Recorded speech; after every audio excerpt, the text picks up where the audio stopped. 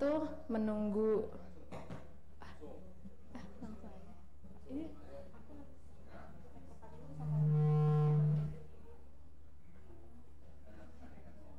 oh iya, sebentar ya Pak. Ketok.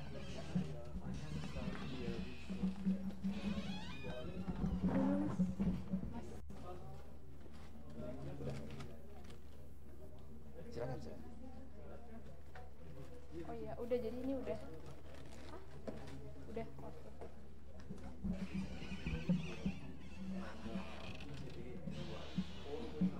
Oh, di depan. Yang baru.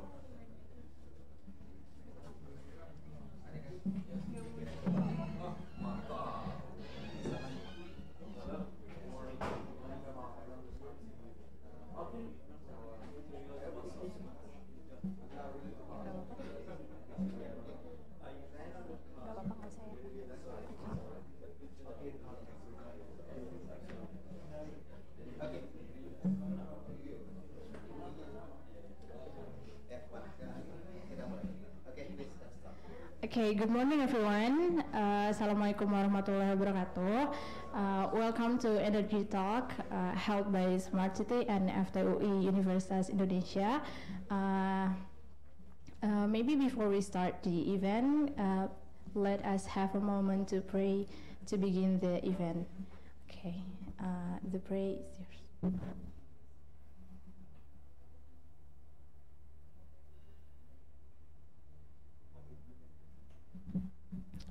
Okay, as you know, today's event will be held for 1.5 hours, and before we start the event, I invite Mr. Henry to have a speech in front of us here.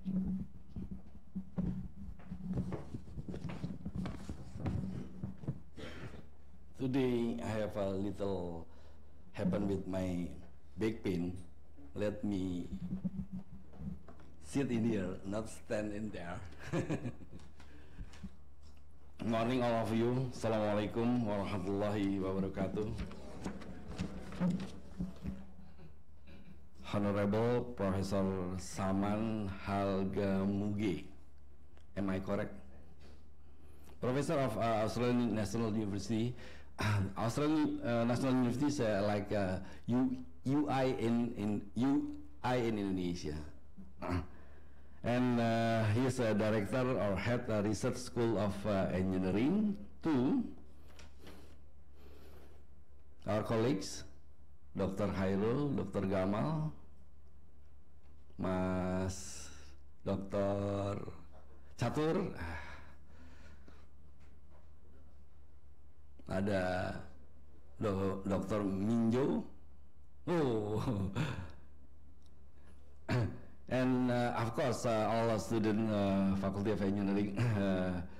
Welcome to Faculty of Engineering. This faculty is actually one of the big faculty in University Indonesia.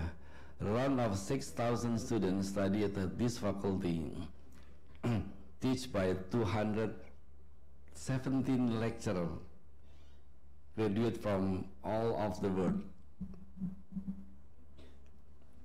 Actually, our ranking now is 322.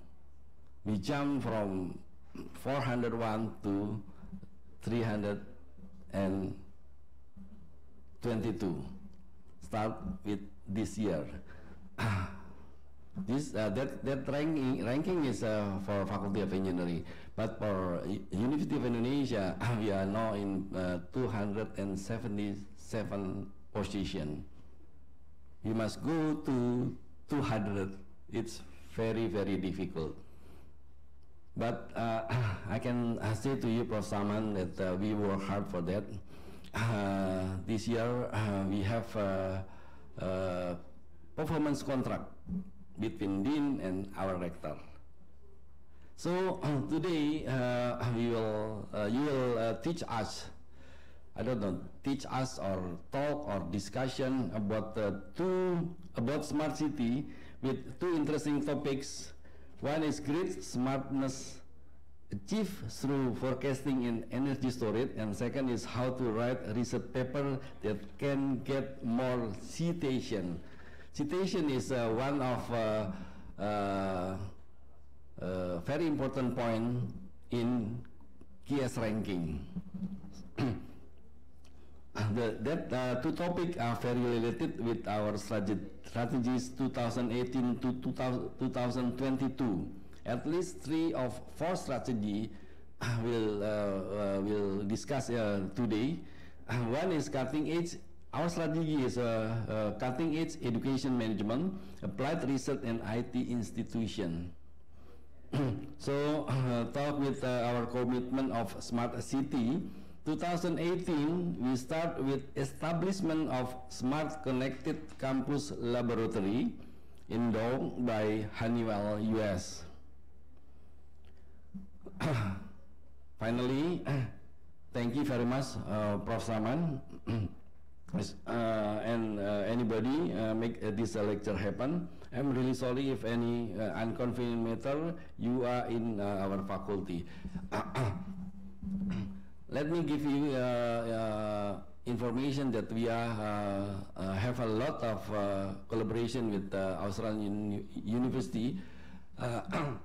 Last month, I visit QT, UQ, UNSW, Monash.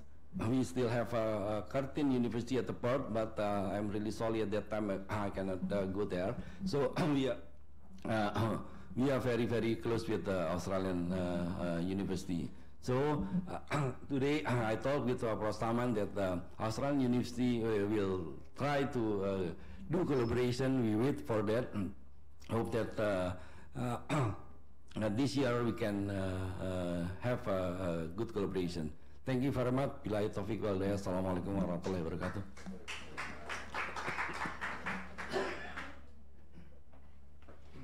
Thank you, Pak Dekan, for the speech. Oh, before you sit down, I may ask you to give some souvenir for Prof. Saman.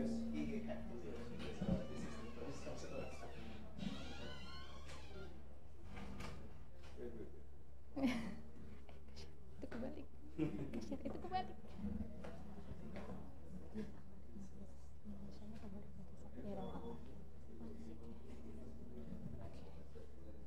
Okay, if you're ready, please look at this one. This side, Han. Okay.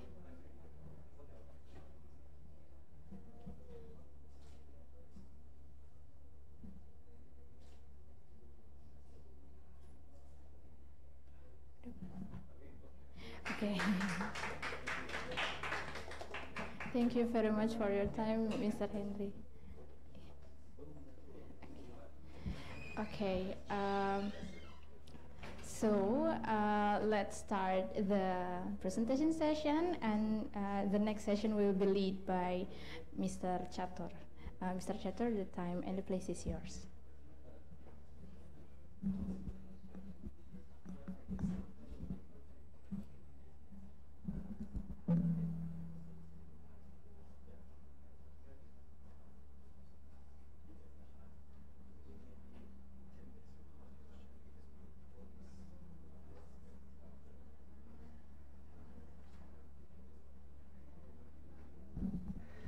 Okay, good morning everyone.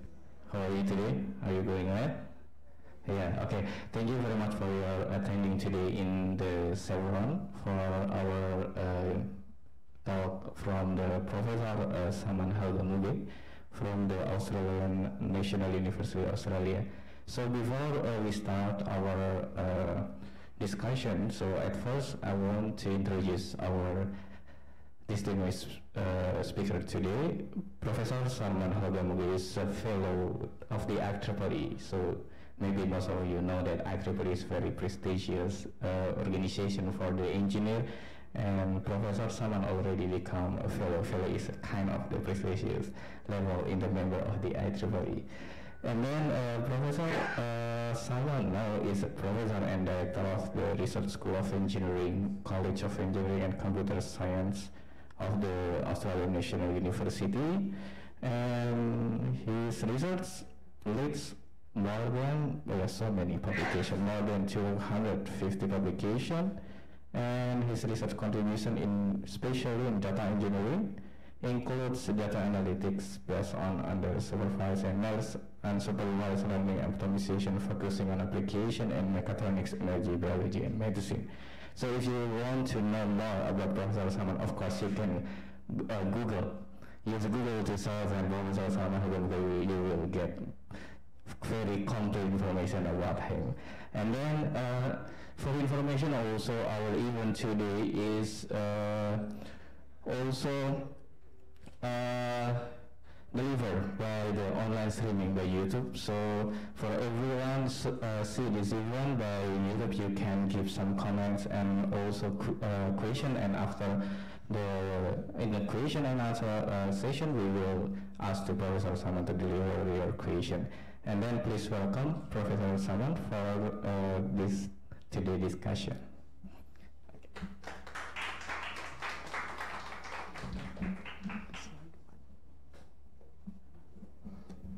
Good morning, everyone. Thank you, Professor Chirol, for invitation to come and talk to you. And so you heard your Dean of Engineering saying that Australian National University is like UI. That's true, and this is a scene of the university, and it's so beautiful. So I think you should come and visit, and you should have a collaboration. I'll be working with Professor Chirol on this when I return.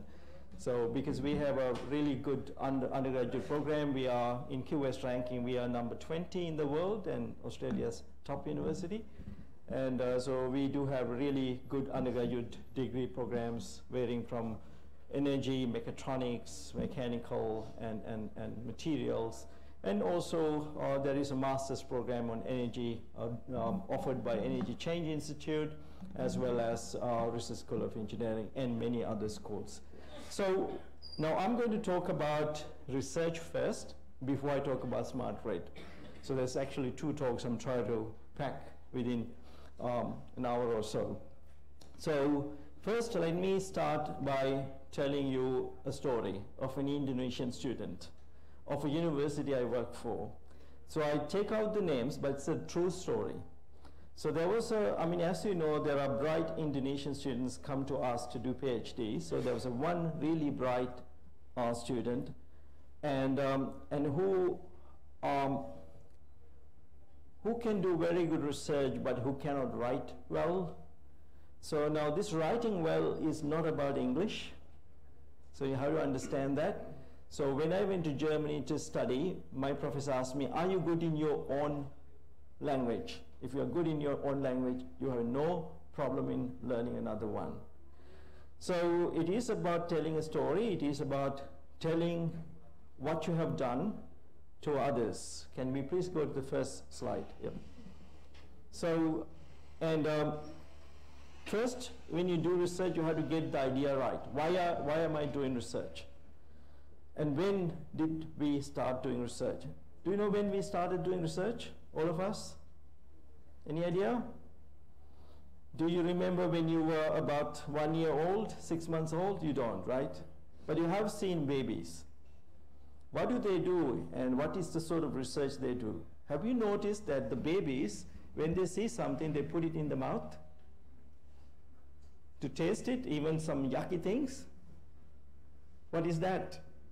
That is research, okay? Right from the birth, we do research. Okay, so we do research, and it's our nature. And why do we do research at this age? So, because we're trying to find things that others didn't. Okay, so the actual noble goal of doing research is whatever you find, if you can actually share with others, and this can help the humanity one day. It may heal, who knows, your great-grandson in about 30, 40 years' time. It may heal someone, it may help the human beings to survive the environmental pollution, it may solve the energy issue. So that is the noble goal. So the idea why you do research is you are actually doing a service to the humanity. So if you get that right, then my talk is much clearer. So when you write about your research, and you have to write in a way that others can repeat your work, others can follow your work, and others may extend your work, and others may like your work and then talk about it and cite. Do you know what a citation is, right? If someone does research and they refer to your work and they put your work as a reference, that means a citation for you. And these things can be seen. So my citations are public domain. You can go and check who cited my work, okay? So there are various considerations. So it's very important, and whatever the research you do, and you express it in a way that other people can understand it. So what is the point otherwise? You may find, I come back to the Indonesian student story. Otherwise, what is the point of doing research if you cannot record it, express it in a way that others can understand it? It's equal to not doing research, right? Okay, now I go back to my Indonesian student story. So that student, it's just by accident that student's Indonesian, very bright student, and he wrote a research paper for a conference. And he took it to the supervisor. Supervisor is a very senior person, extremely busy, and but extremely well known, very talented, very well known person. So now this student took the paper to the supervisor. Supervisor looked at it. It's not very readable. It's not very clear. But then supervisor looked at the equations, mathematics. It looks perfect. It's all right. But it's not expressed properly. So now the student really want to go to the conference. So supervisor did the right thing. He said, okay, I'm not comfortable that you put my name there because my contributions are not big. So take my name out, publish it as your paper. Go to the conference. That is good for you. So the supervisor gave the money to go to the student to go to the conference, but did not become a co-author, and because he thought the paper was good, but not expressed properly, not high quality writing. So this student went to the conference, and there were few strangers who spotted that paper, because when you publish it, it's in conference proceedings. And these strangers came and talked to the student all the time. They sat next to him and talked to him about the work, which is perfectly okay. This is what you do in conferences. You talk to people. So, and they understood, maybe they were the only one who understood what the student has done.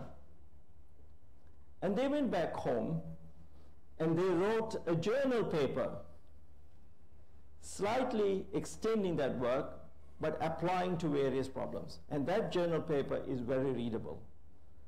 And within 12 months, they published that paper based on the student's work. Of course, they cited the student conference paper. There's nothing wrong in doing that.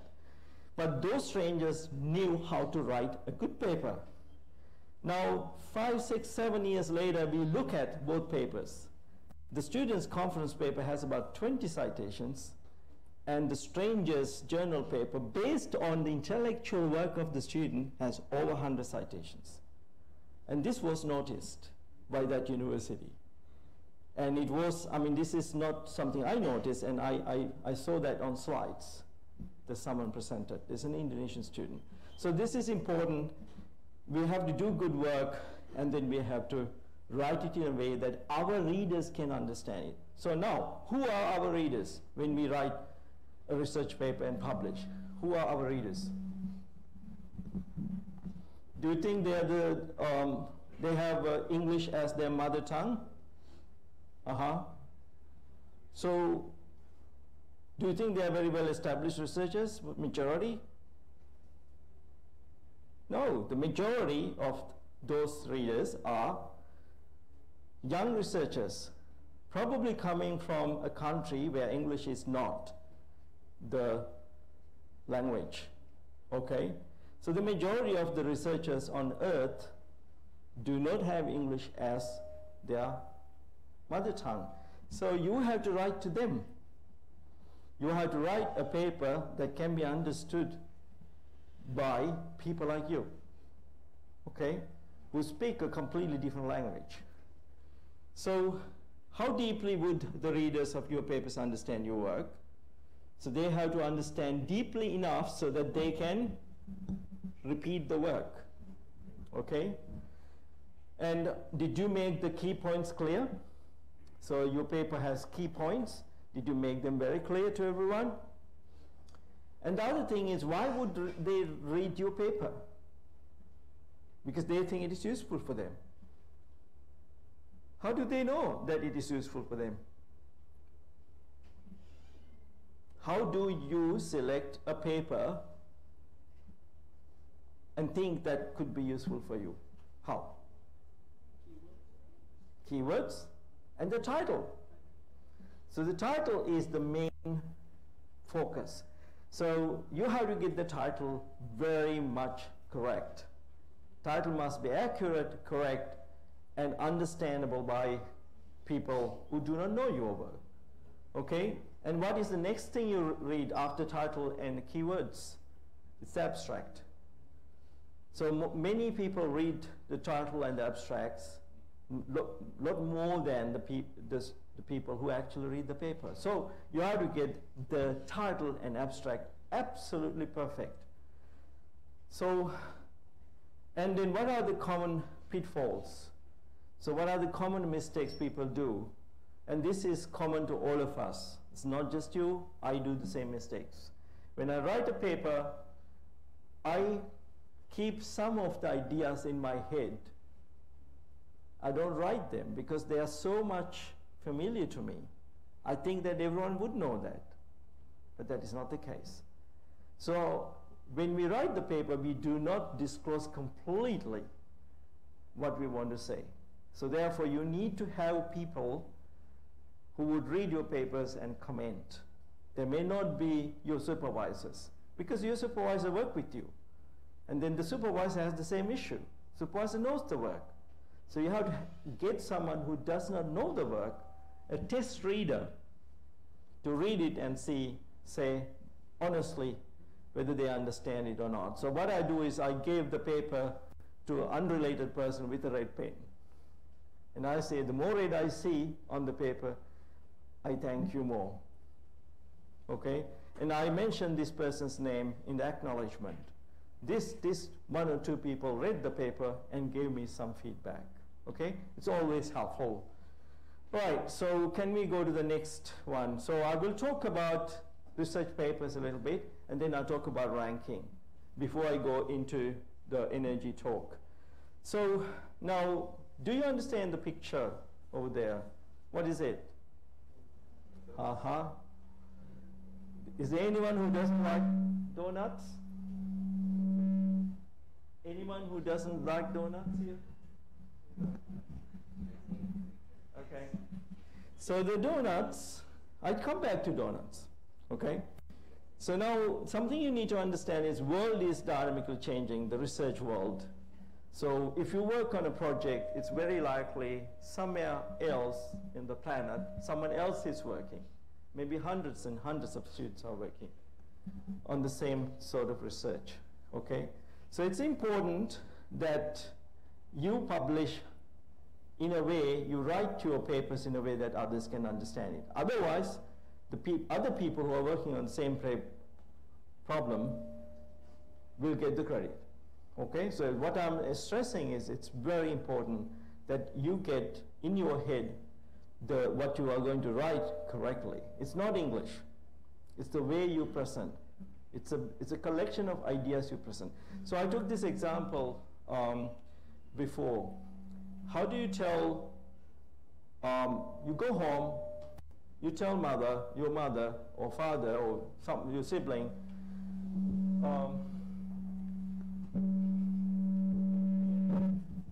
the president of country ABC died. I take country ABC, okay? So now the mother asks you, okay, so what is the relevance for me? had no relationship to country ABC. But if you said the same stories differently, country ABC is the country in Africa that produces gold. In fact, you're wearing some of that on your neck. So this president has been ill for some time and he died. And that will have some chaos in the country ABC, and gold prices might be affected. Then your mother is interested in the news, right? So it is the relevance. It is how you make it relevant for the other person, and also connecting to your readership is important. So who is your readership? PhD students, majority not from an English-speaking country, and so sorry for mistakes, it's an S missing. Established researchers, people who are very well known for research, and end users, including industry. Sometimes industry read your papers. We published a paper in 2007 with my colleague Chris Mancy and Harry Watson. It's about, we published in Transportation Research Journal, and it was about hybrid electric cars. And that paper was so popular because magazines and automotive magazines around the world, I mean, it was translated into Chinese, French, various languages, spotted the article and got the key part of the article and put it in there. So what it did was our research went into Smart Ideas for the Planet, a website by IBM, and then it was also talking point. So on TV, someone asked, I believe it's Daimler-Benz, someone asked the company, what do you think of this work? So I think that is the only paper in my research that went into industry so much, because it was very relevant at the time for the industry. This is 10 years ago, and so sometimes it is the end users, including industry, using this research. So your research must be useful. If it's very applied, it may be useful in the next 5 years. If it's theoretical, it may be useful in next 20 years or 100 years. We don't know. Okay? So, so how do editors, associate editors in journals work? So I have to emphasize, and when you write your research papers, I go back to my noble goal. Why do you do research? Okay, this is connected. You do research because you are making a service to the humanity. So that should be in your head, okay? And you record research, you write research papers so that someone will pick up what you have done. You're telling to the world, you have done this, so that someone could pick that up and further extend. And no one has to repeat the research you have done. So that is what you're doing, okay? So you have to be absolutely honest in expressing yourself. So I had a conversation with a PhD student recently, and who did some good work, but who wanted to hide a little bit its own weakness. I said, no, that is not the way to go. You have to tell it's the weakness of my paper. Of course, you don't call it weakness. You call it ways to improve, or limitations of my work. So you have to say, my work does these wonderful things, but it has these limitations. And this could be the matter for future research, further research by myself or someone else. So that way you help people like you to read your paper and understand, oh, this person did this much. Now I can go and pick up where he or she did not get to finish the research. I can further continue. So these are the things that will get you citations. Honesty in writing, having connections to further research, writing a good story, and very clear, understandable by anyone in your area, okay? So next one, please. Yeah. So the first challenge in writing a good paper that can get cited is to get all these sections right. The abstract, the title, and getting a really flowing story. It's not Not saying, I did this, I did this, I did this. It's about making it understand about why I did it, what was the result, and what made me do the next step. So it's telling the entire story in a logical way and the results. So once you send, now I go to the first top of this slide. So once you send the paper to a journal or conference, it's possible, I'm talking about journal here, and you get rejected. But when you get rejected, you get comments. So then you can improve your paper and then go to another journal. You don't give up. Would you give up? No. If you truly think that you found something that would help humanity in 50 years' time, would you give up? No. You should get the, that is why it is important, that is why it's important to get in your head the noble goal of doing research right. So when you have that noble goal in your head, you understand it, and you will not give up. You will write a better paper and send it to another journal. Okay? So I saw an article listing about 8 seminal papers. Seminal means they changed the world. They all got rejected when they first went to a journal. It includes very famous names. They were rejected, and also some of the rejection details were there, why they were rejected. And those people went back and improved their paper and then submitted again. They did not give up. This is why those 8 papers changed the world. Okay? So now it is also, if it is not rejected, and they will ask for a review, major review, minor review, doesn't matter. So that means they will give instructions for you to change. So that is where you have to actually use your talent of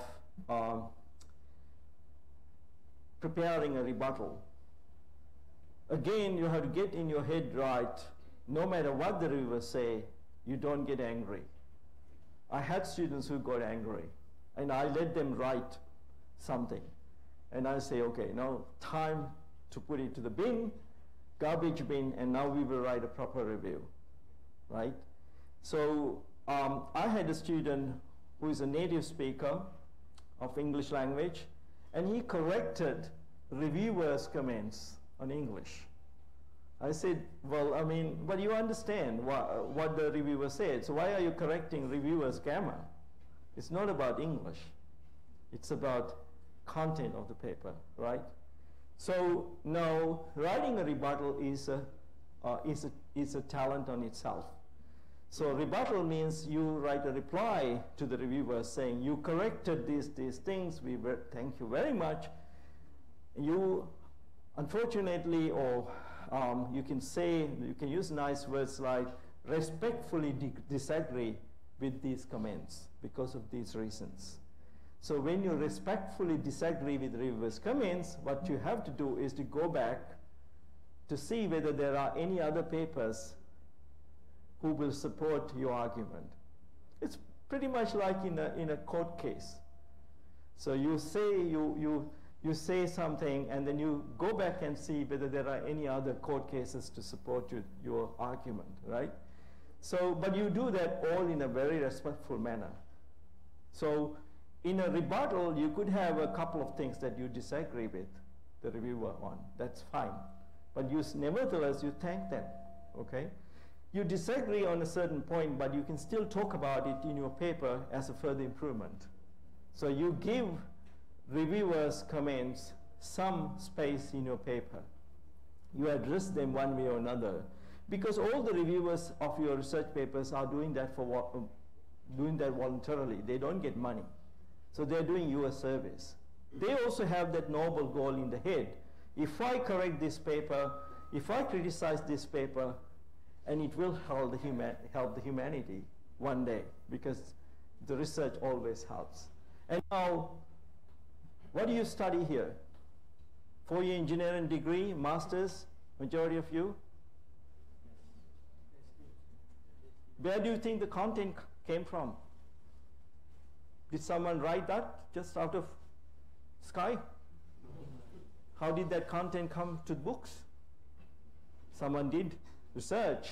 So research led to the content that you're studying. So I would say if you're smart, it's almost your duty to extend that content so that your grandchildren will have better books to read. Let me put it in very simple terms. Okay, next one please. So I take an example. I thank my students for giving me their writing to show you, okay? So this is the introduction of a paper. I will read two sentences. The dimensionality reduction is a widely used and beneficial technique in modern data analysis. The requirement of dimensionality reduction is made by the large number of variables involved in analytic process. Okay. Do you understand what the dimensionality reduction is? No. Okay. So next one, please. After correction. Here you are. High dimensional data is commonly encountered reality in modern data collection processes, where a large number of features or variables are gathered through experiments and records. Now you understand what the high dimensionality means.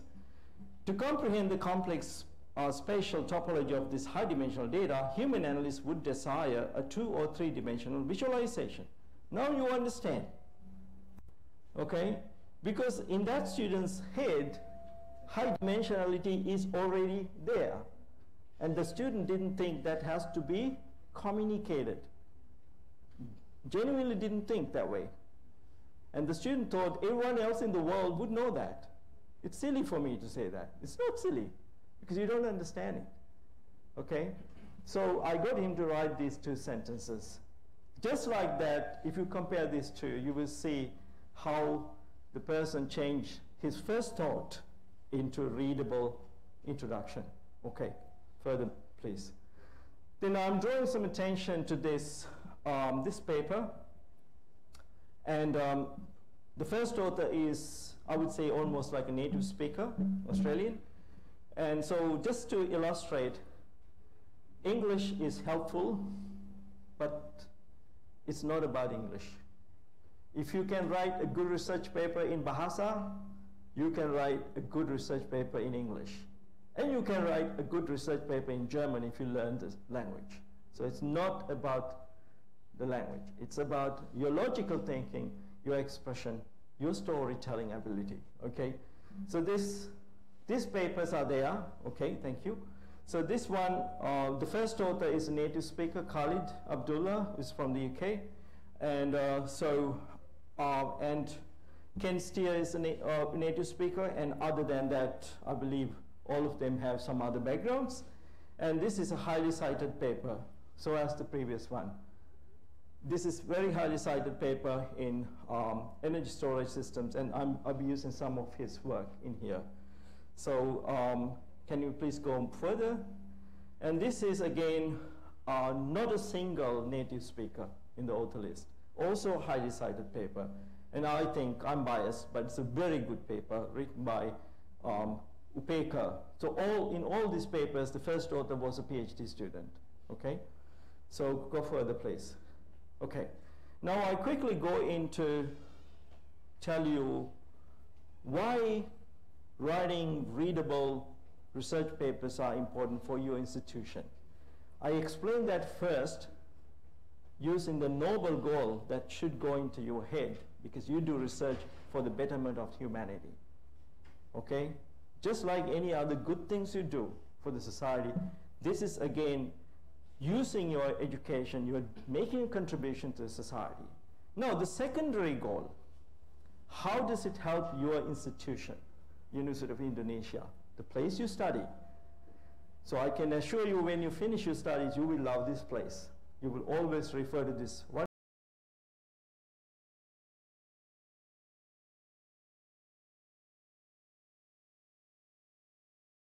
So the universities are ranked internationally. So there are three major rankings, There are three major rankings, and one is the Shanghai ranking, which is very well known. And Shanghai ranking is, some people argue, is reasonably unbiased because it's entirely based on data, okay? And some people say it's prestigious. And Times Higher Education Supplement, no, sorry. Times Higher Education Supplement is the second ranking scheme, and the third one is QS ranking.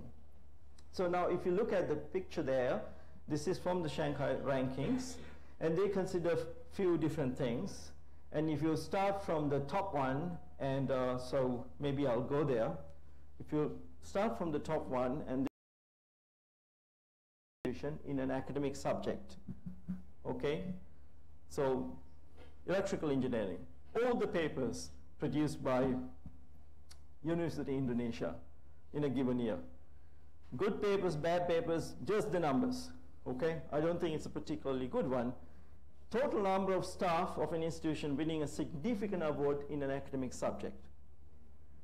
So the best example I can refer to is my Vice Chancellor, Professor Brian Schmidt, Vice Chancellor of Australian National University. He won the Nobel Prize for astrophysics. So that is considered here. And you don't have to win Nobel Prize to be considered, but there are also other prizes, right? So various awards prizes. And then I go down to the bottom one, the number of papers published in top journals in academic subject. Remember, the first one I consider is all the papers, but now this one, the top journals, okay? To see whether you go for the quality, okay, that will be rewarded. And then the percentage of international collaborated papers authored by an institution in an academic subject. Do you collaborate internationally with others?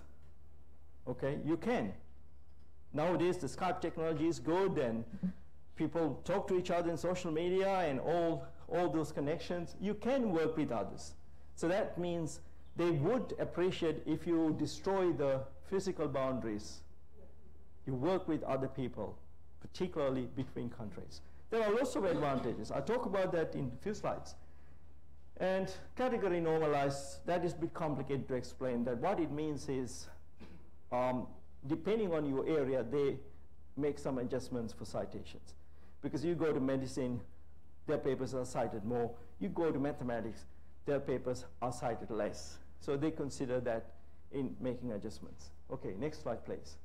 So I think I will skip this because you can read these things. In QS ranking, they partially go for the data. They partially ask people. So maybe next slide I will talk about that. So for example, in 2018, QS asked many people, many academics, 75,000 academics gave feedback about the quality institutions, okay? So,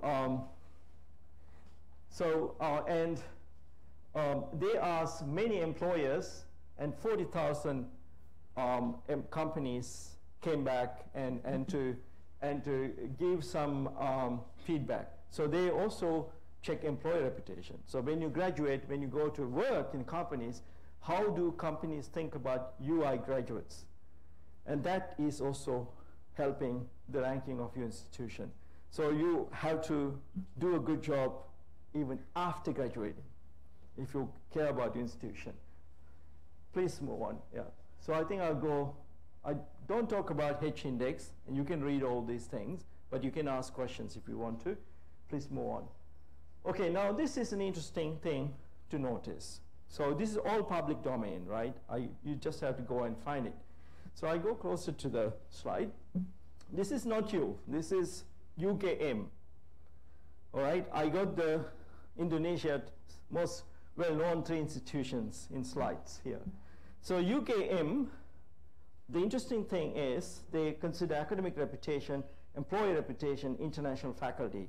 So these rankings are not fair to you because you don't have too many international faculty. So you get a low score for that. So it's not fair for example, French universities do not have many international academics. So the rankings, we consider them, but sometimes it's not very fair in assessing quality, right? So now the interesting thing to notice is this, after 2015, you're going, UGM is going up. And it's not only UGM, as you can see in the next slides. So, and this is UI. So after 2016, you are going up too. Okay? So this is your ranking in the world ranking. This is your ranking in engineering and technology. And this is only for engineering and technology, sorry, not the entire university. This curve is engineering and technology.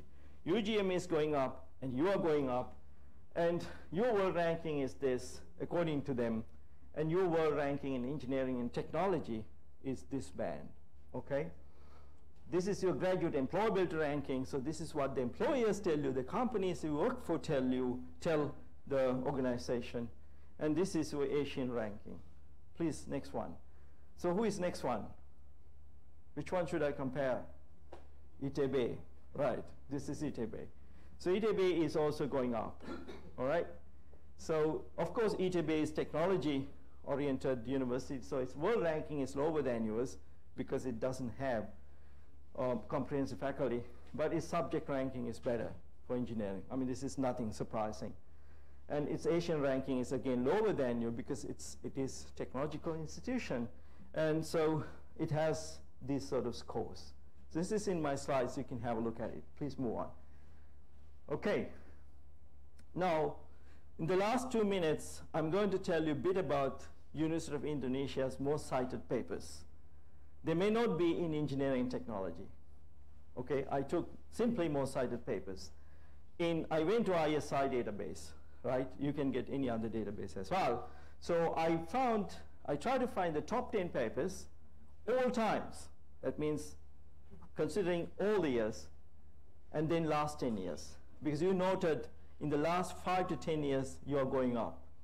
So, and then last 5 years. So top 10 papers, all times, last 10 years, last 5 years, is what you're going to see in the next slides. Please, next.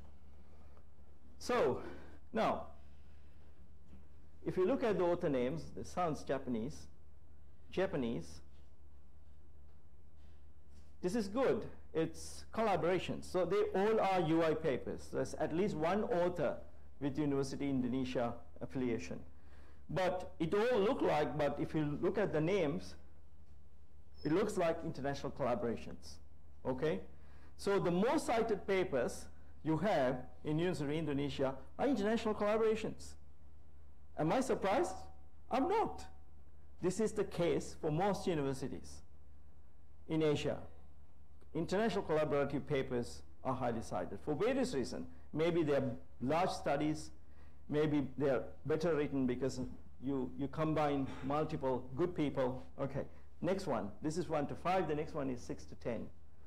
So looks, Indonesian names, a combination of Indonesian and international name. Okay? All right, now top 10 in the last 10 years. That was all times. Next one, please. This is the top 10 in the last 10 years, maybe similar papers. Okay, next one. All right, so I think I will stop there, and I cut down a little bit. I acknowledge in the first part of my talk, my PhD students and the resources of various universities I work for. And and before going to energy talk, do you have any questions?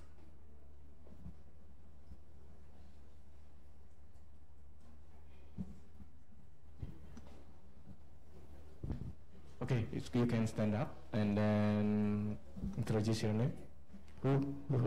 Raise your hand if you have any question. Ada? Okay.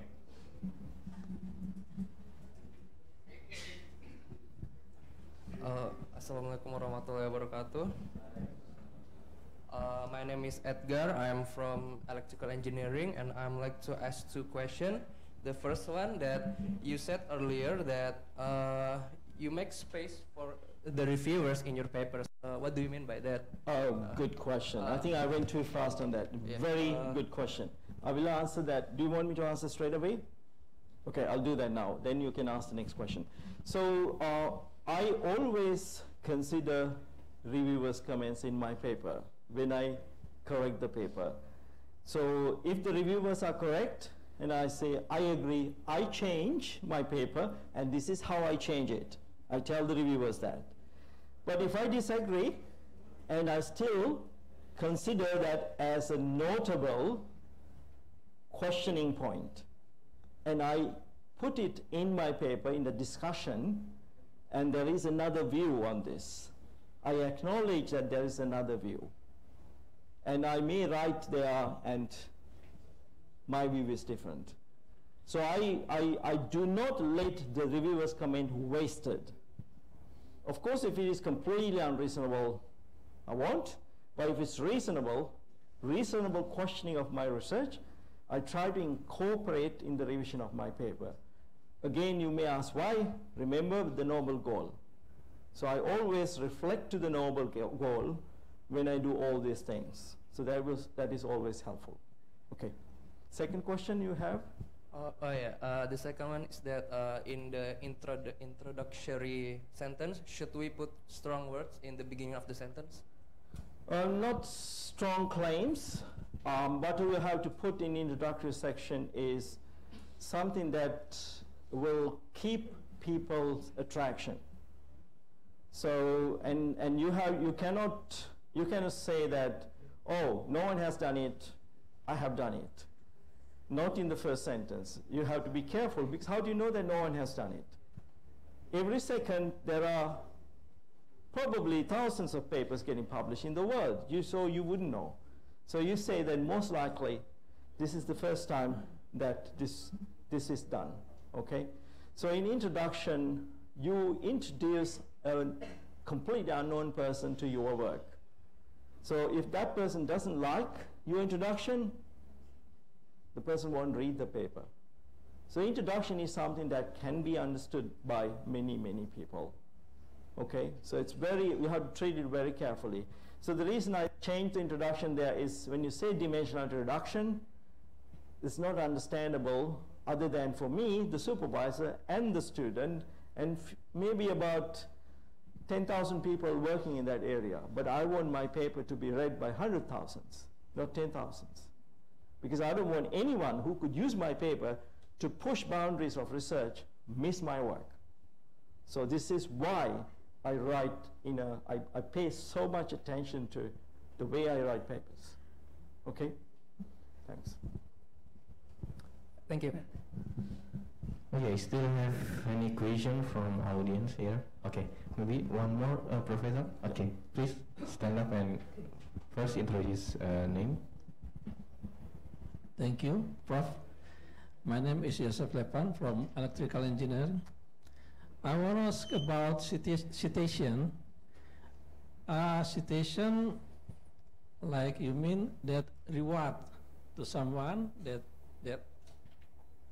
he either our take, but some article need written permits.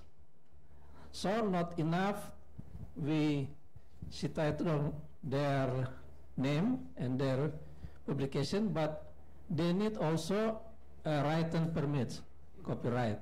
How about this in our publication? Thank you. If I understand properly, and so what you mean is, so when you use an article, part of article in your work, and you need to get permission. Yeah. Is that what you're talking about? So let's say you take a figure from someone else's article, so you have to get permission. Is that what you're talking about? Yeah. Yes. I think this is always very important that you write to the people and or the journal and seek the permission. Always. So this is interesting. Now, when you write your article, if someone else has done some work that you are going to use it, and you can, first of all, you have to cite their paper. Yeah. Second, if you use actually something directly from the paper without changing, or without, even if you change a figure, you can say adapted from XYZ's paper. But if you take paper, the figure directly, and then you can say that this figure was taken from this paper, but then you have to seek permission because it's a copyright thing. It's not the researchers. I mean, researchers, as long as you cite my paper, I don't mind you using my figures. Yeah. But it's a copyright thing. So my journal will have a say in it. because they spend money on publishing my article. So, but this may be different for open access journals. So open access means public domain. So you cite, you always cite. You give credit to the people who actually did the work. But if you take a figure, it's a matter for the journal to give you the permission. Yeah. Thank you. Thank you. I think we move on. Yeah. Yeah. I think we will move on with the next. There's one more. Yeah. Okay. Thank you very much. My name is Faiz from Electrical Engineering Department. I have one question regarding your experience. For PhD student, how long usually the best practice for student to finish a paper, either conference or journal? Very good question, and I like that question. So, of course, I encourage my students to write journal papers, and conferences less, yeah, more journal papers. I spend a lot of hours with them, and I think as a supervisor, I would like to get involved before they write the paper, structure it, and then it saves a lot of time.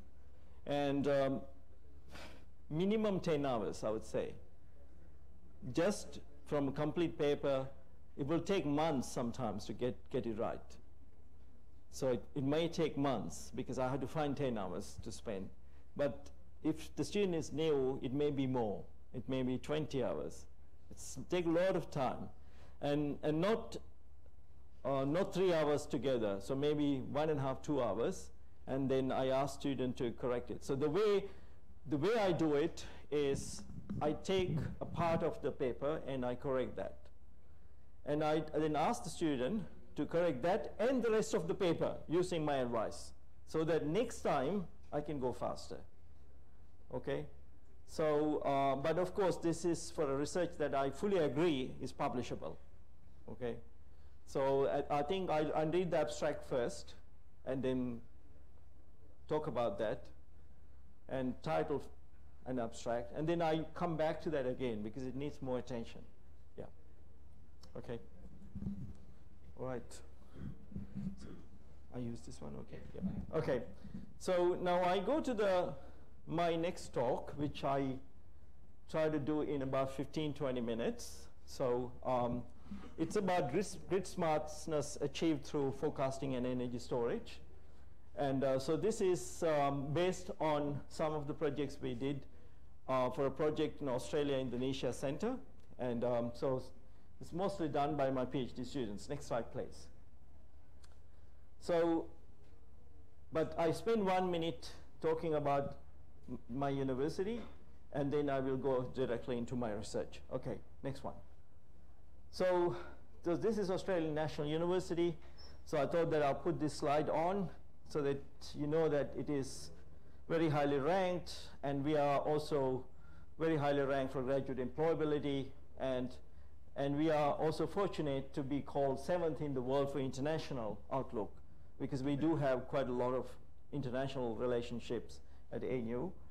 And and we are relatively small. We are not big.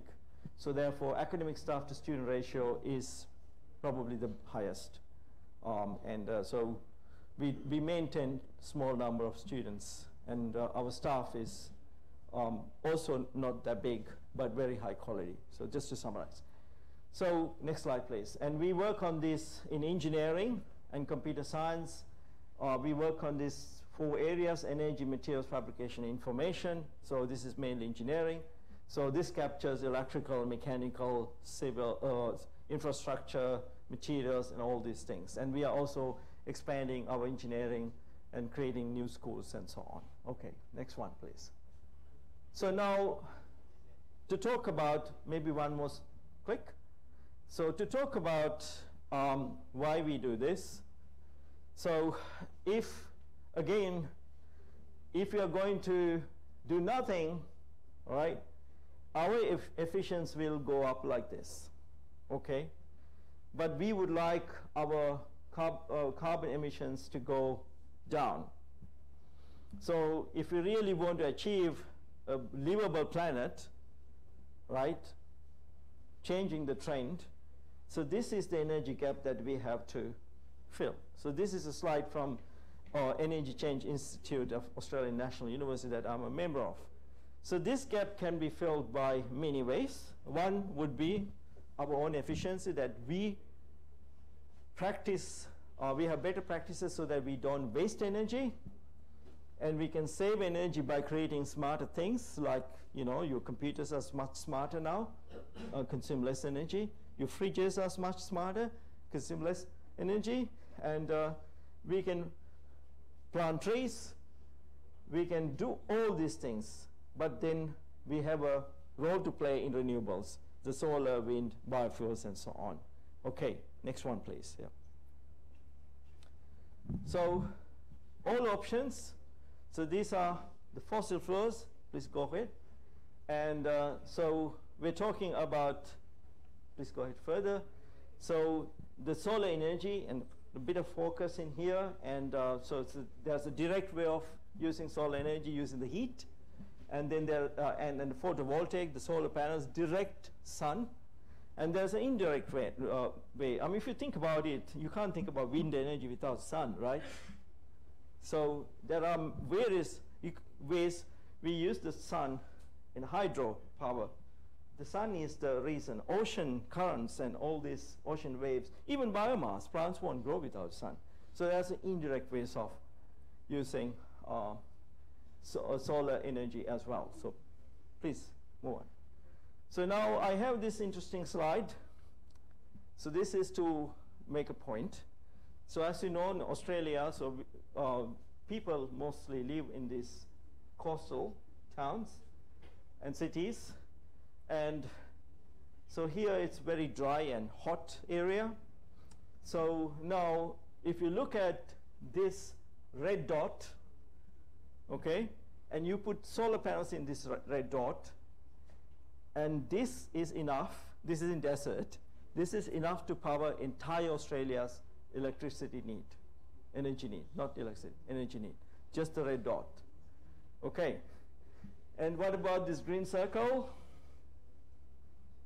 This is enough to give energy to the entire world.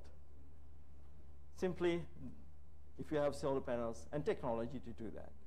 But the reason why we don't do that is because solar energy is not a dispatchable energy, okay?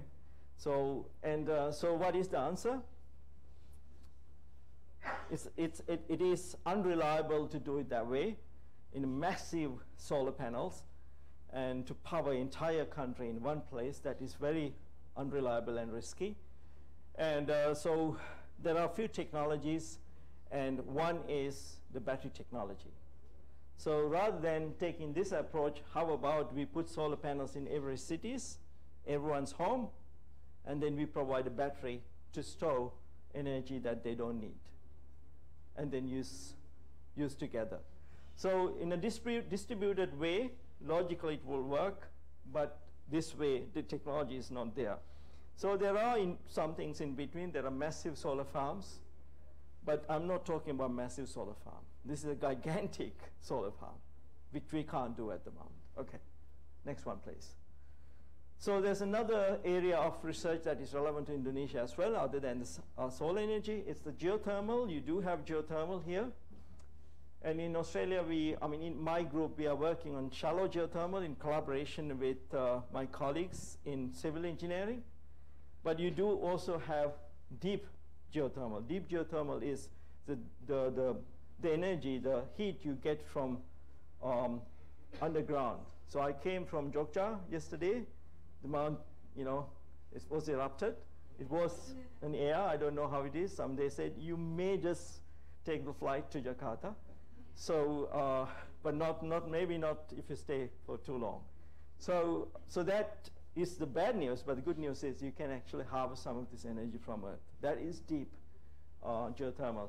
Shallow geothermal is in any house in Australia. We put pipes under the ground, not too far, and because in winter, Earth is warmer than the atmosphere. in summer, Earth is a little cooler than the atmosphere. We use this tiny difference to harvest some energy. Okay, next one. So this solar thermal is also a very strong research area in ANU. And so the idea is to use the solar heat and maybe focused beam and can be very powerful, and to use it to and get energy out of it. Please, next one. So now I think I skipped these things. Can you please go on? Another one.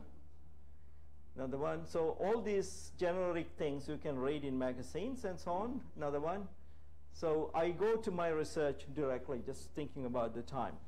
So so what we try to do is integration of renewables, considering or having in a remote island of Indonesia in our head as the goal. So go to a remote island, maybe some little community living there, okay, and they cannot be connected to the grid, electricity grid. It's too expensive. And how do we actually support them so that their children will have electricity to study, and they can have they can watch TV. I mean, even now they can watch TV. I know there are gas turbines working in the evening and so on. But to do it in a more sustainable manner. So this is something I really like. I was there when this a lady talked about this, CEO of the Sustainable Energy for All initiative in the UN, in the UN, and find sustainable solution for the energy accessibility using the ingenuity, common sense, and out-of-the-box approaches.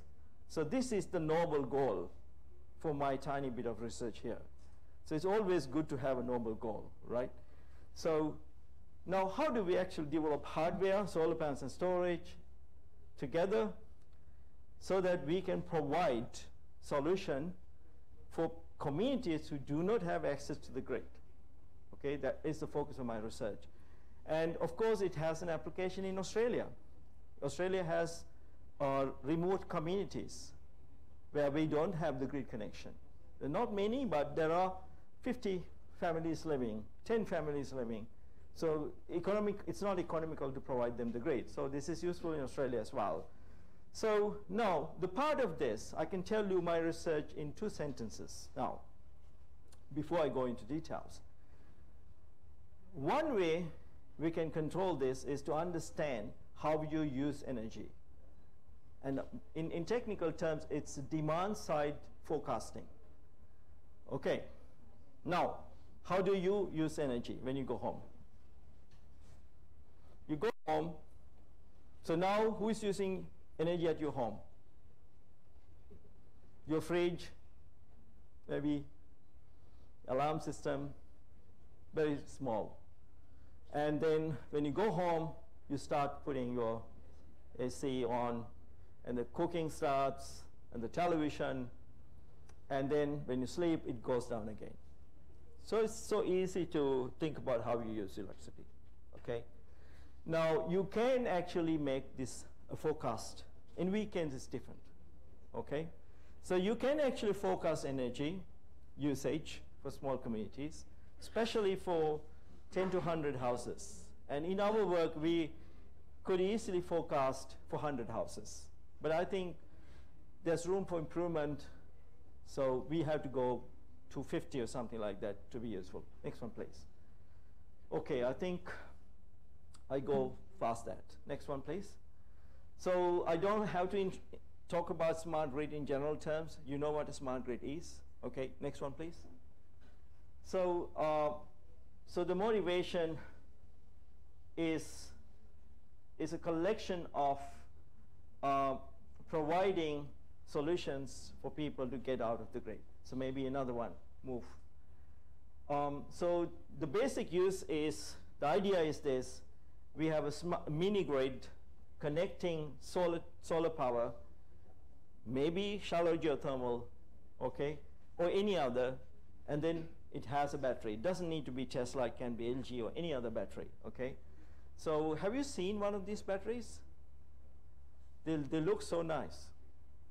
So you can put it on the wall. It's meant to put on the wall outside the house. but it looks so nice that you can even put inside. It's nicely done, and it's not thick. So it can be, I mean, I think next generation of the battery may have a beautiful picture on it as well, so you can have it in the house. Yeah, so it's quite nicely done. So the next one, please. So this is the first PhD project we have done for this, and so Khalid is a student from the UK, and so he looked at the battery storage.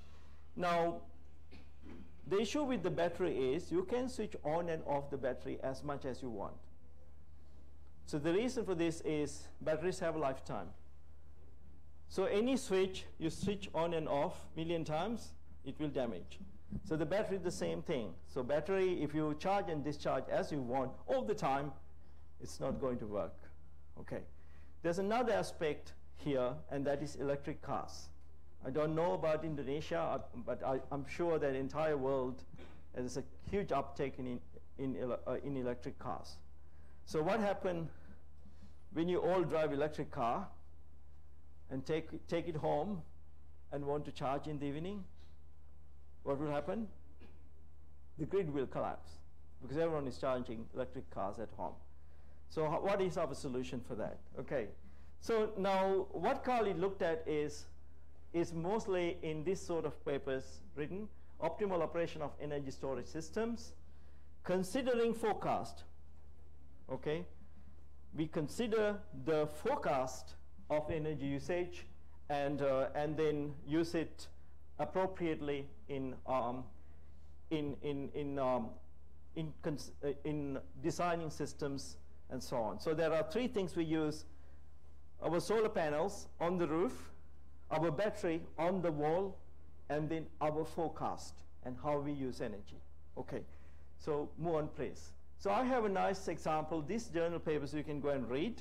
Okay, so the purpose of this is go on further, please. I want to go on further, and I want to illustrate my point using this example. So let's imagine this is the house I am talking about. So sorry about this cartoon-like drawing, okay? So this is the solar panel. It makes a point. This is the grid. You may have a grid. And this is your storage, the battery. And you have a usage. The bulb is the usage, but it can be the fridge, the microwave, the air conditioner, everything. Okay. So now the idea is you have the grid connection, and you want to minimize GT, okay? Energy you buy from the grid. And you do have the solar panel, and you have the usage, and you do have the battery, so it has to be ideally in both ways, right? You store energy or use it. Now, how do you manage this? Now, we talked about your own habits of using energy, right? When you go home, do you see the sun? So you have a solar panel. And the solar panel produces electricity when you are not at home. Okay. Please go. So now this is typically what the governments do. So these numbers are not for Indonesia. I didn't look at the Indonesian system. But this is a typical system, how the electricity prices work. So you, of course, you don't want to spend too much money. So now, consider this way, though the electricity prices have two prices. They are clever, right? When you're not at home, the price is 20 cents. This is example, okay? When you are at home, it is 40 cents per kilowatt hour. Okay? So this is just an example. I'm not quoting in rupees prices, right? Not in rupiahs. So these are what we call feed-in tariff. That means if you use electricity, you pay 20 cents. If you're clever and run your washing machine when you are not there, you program it, you can do that. But if you're not clever, you pay double. And now, this is your solar panel, okay? The yellow one is solar panel. The solar panel, and so this is mostly when you're sleeping. So when you're morning and when you go, the solar panel starts working, and then solar energy gets generated, and a peak, and then it dies away in the evening, okay? So now the demand, this is how you use it. So when you're sleeping, there's hardly anything, so then you go home, go to work, and then come home, and then it start increasing, and this is highest in the evening, and then you sleep again. Now the issue with this is this yellow curve and this red curve are not synchronized, okay?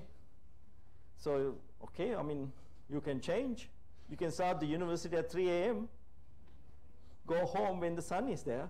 That won't work, right? We can't change the way we work, right?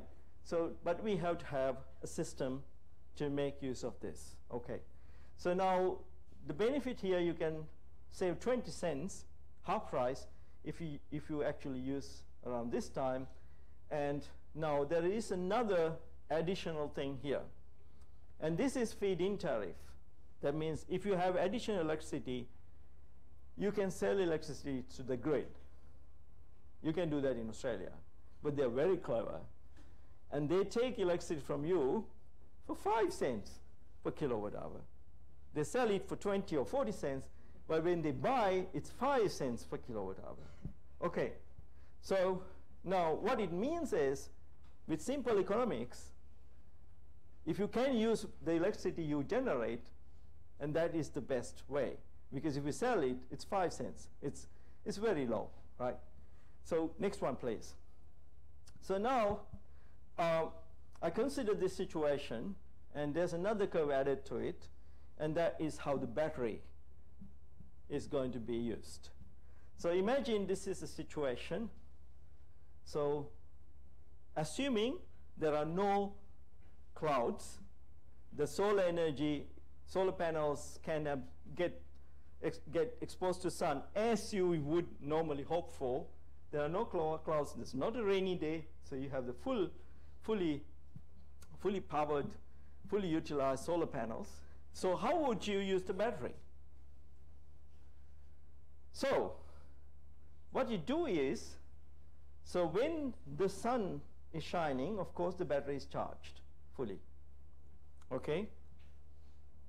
You charge the battery as much as you can, because you know selling energy back to grid is not a good proposition economically.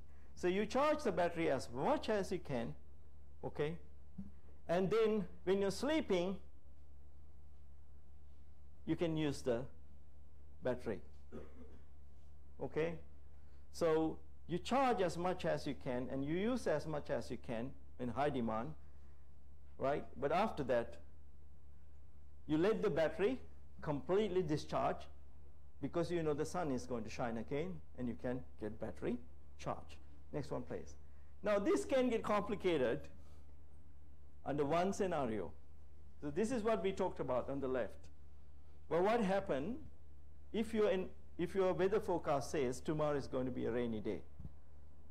Or if you are in Jogja, the mountain erupted, so it won't work with your solar panels tomorrow. What are you going to do? So in that case, because you remember, the energy is cheap when you're sleeping. So if that is the case, you know that your battery is not going to get charged because solar panels won't work. So what you do is, you're using 20 cents, the cheaper energy tariff in the evening, you charge your battery full. So that means in the morning, so you have a charged battery, okay? So you use it effectively when your demand is high, okay? So this illustrates not just technology. You have to consider economics as well. Now, where are we heading with this? Okay. Now we are going to do this. I should stop in a minute. We should go on like this, but where do we stop? Because the government will change its policies as well. So I imagine in 20 years from now, it will be dynamic pricing. So the government will price. Any minute it will change. It's like stock market. And that means you're going to sit at home and change the switch. Now the battery and now the solar panel. No, you're not going to do it. There should be smart software doing it for you. So software at your home communicate with software system of the grid and then work on it. So ideally, you do not want to use the grid in a remote island because you don't have, so you will have additional energy options. And we will have blackouts. You may say to the community, between 2 a.m. and 5 a.m., no electricity. That should be okay. All right? Next one, please. So the good news is the battery technology is getting cheaper and cheaper. So you can do more of this. And the good news is we are getting very better with forecasting. Forecasting, not the weather forecasting, that is always an issue, right? But the forecasting of the demand, how you use energy. That I did not consider in my example how the demand forecast, but it's very useful how the demand can be forecasted. At the moment, we can forecast demand in Australia for 100 houses with our research. And we would like it to be 50 houses. But it would be extremely difficult to do a demand forecast for single house because we vary, right? But if you lump together, it's easier. So next one, please. So this is the new project we are doing, and a PhD student is working on it. And we are now adding a new component into this system. That is the shallow geothermal. It's not that much, but the shallow geothermal, adding shallow geothermal is helpful because our ultimate goal is to completely independent from the grid. Okay? So how do you do that? You can improve the battery technology, but you can't change the sun. So you have to add more technologies into it. Next one, please. So this is my acknowledgement. So I've used some other people's slides, renewable energy technologies. And so we got slides from Energy Change Institute and from my students, Khalid Abdullah, and various other students. And so funding for this project is from Australia-Indonesia Center Tactical Project Grant. And this is in a collaboration with colleagues in UGM. And so we applied and got the grant. And there at the moment is trying to locate an island where we can actually go in and practically work on. So this is why I was at UGM yesterday. Thank you. Thank you very much, Professor Saman, for a very interesting topic. So maybe 5 minutes for short question. So because Prof. Saman's schedule is very tight, so maybe just 2 questions from audience. Do you have any question? Okay, 1 and 2. Okay. Please raise your hand again for the person who wants to ask. Okay.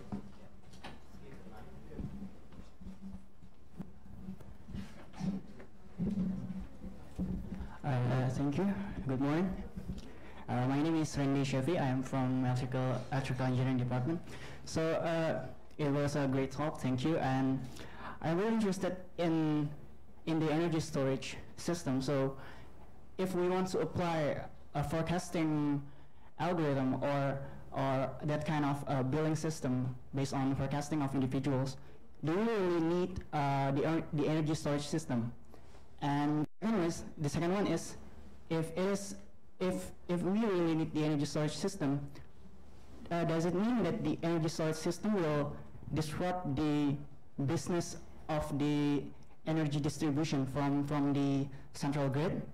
And how will it impact the business in some island or territory? Thank you. The first question.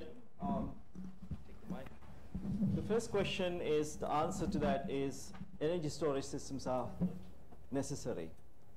And I know that some people do not like it because it will hurt business of someone. But we are not here truly, we like the grid and we need the grid. But I'm talking about communities where there is no grid access, okay? So, I mean, if they go there and provide cheap electricity, I will stop my research. So they are not. So there are lots of remote communities in the world who would benefit from it. So the storage system is absolutely essential, even if we can forecast. Because if we can forecast, storage system can be used much more efficiently. Imagine this way, your home has a battery, and your neighbor has a battery on both sides. And if you three houses predict forecast together, so if your neighbor needs electricity, your battery is full, you can sell it much cheaper because they're neighbors, cheaper than what you get from the grid. And you can have a collaboration in a street. Think about 10 houses on the street, and they collaborate, they save money. The good news is there are companies in Australia, for example, and who would say, you don't do anything. We install the battery, we install the solar system, and you pay a lower price than what you pay now. Any profit we take, but you don't have to worry. We take care of, we repair everything. You pay nothing, but you pay less now. What a good business. How do I say no? Because there's lots of companies, I mean, it's an opportunity for you. Lots of companies who go in there, and one is Reposit Power, and we hired one of its founders to our university recently.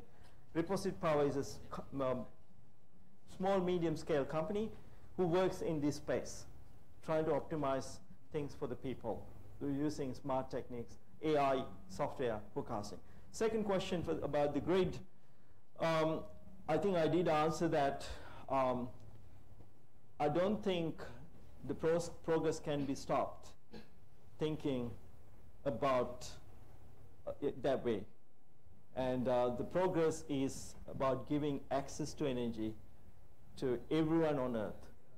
And so if we don't want to use it in major cities, that is fine. We will use it in remote communities, right? So we should not be scared to do research, thinking, all right, that will make the grid one day not that useful.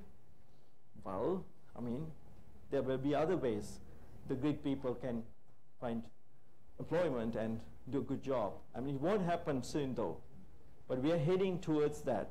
I can see that on the wall. Okay, thank you. Thank you. Okay. My name Heru from chemical engineering. Pak Saman, I will ask you about as I heard that in Canberra, this year, 2018, maybe they have target to achieve 100% renewable energy. Then they are using wind turbine and PV. Yep.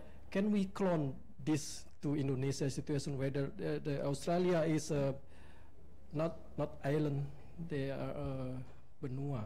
Yep. Yeah. Yes, Okay. you can, but there's a huge difference between Canberra and Jakarta. Canberra is a small city. Canberra is a small city. It's not very dense. And, but I agree, the Canberra has a regional government which is very positive and progressive. And they give my school, not my school, my university, I think $6 million or $4 million recently to establish a renewable energy area, so the battery storage and integration program. So they invest for positive things, so all the credit for the government for doing that. And they are targeting Canberra because it's somewhat easier. Canberra is less populated than Melbourne and Sydney.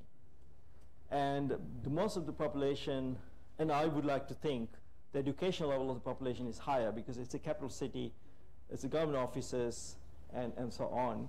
And they are also very conscious about clean energy. So there's a public support for doing that. So I think if you try to do the same thing in Sydney, it will be much more challenging. Jakarta will be even more challenging. But if you pick an island with a reasonable population, and you can try it. So where this has worked is in Scandinavian countries. So there is an island, I think it's carbon-free, zero energy, no grid. Everything comes from various technologies in the island. So there are ways of doing that, but technology can move on. It won't stay here. So my postdoc has written a paper, we're trying to publish it, which answers a bit of the question there. So we try to optimize things for everyone. It's called social optimization. Optimization for customer as well as the provider, as well as the middle person.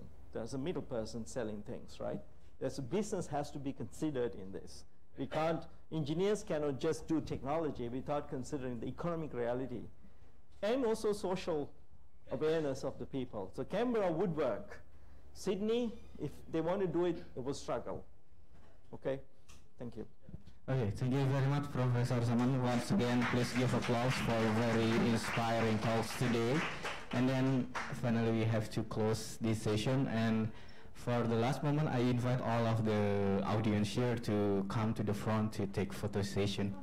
Okay, please come to the front. Okay, silakan ayo semuanya kita foto bersama dulu sebelum bubar.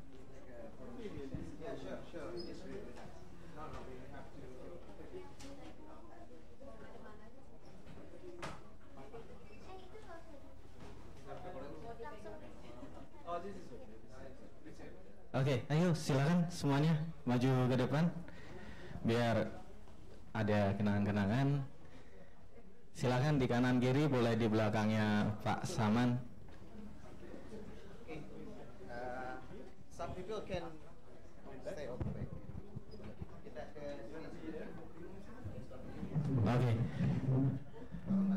Mas-masnya Gabriel bantuin.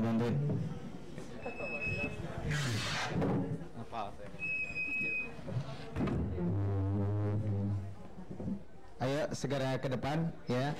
Semuanya ayo semua. Karena Prof 10.30 harus depart ke airport. Ayo cepat. Sebagian di belakang ya. Prof please here. Okay, mostly the department from electrical engineering. Ya. Yeah. Ayo semua yuk Mas, cepat Mas. Yuk ke belakang. Di belakang sini masih kosong nih.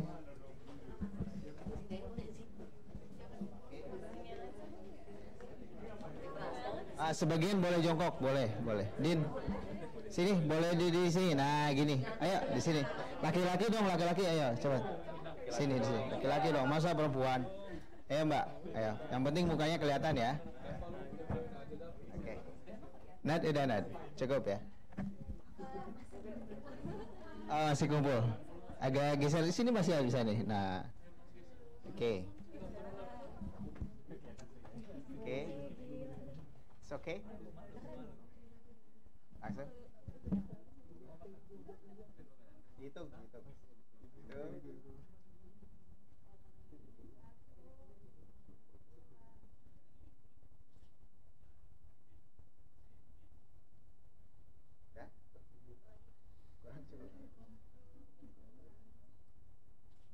Kayak bebas. Like this, freestyle. Okay. Freestyle. Smile, everyone smile. 1, 2, 3. Okay. Okay, thank you so much ya semuanya ya. Thank you so much. Buat mahasiswa material teknik listrik, terima kasih. Nanti jam 4 kalau nggak salah ada kuliah lagi ya. Ya, tolong disiapkan presentasinya ya, 2 orang ya. Mungkin Pak Budi nanti akan. Cuman ruangannya di mana katanya? Belum. Ruangannya belum. Katanya belum dapat kelas, kata ketua kelasnya. Maksudnya belum dapat jadwal jam 4. Nah, coba tolong carikan segera ya.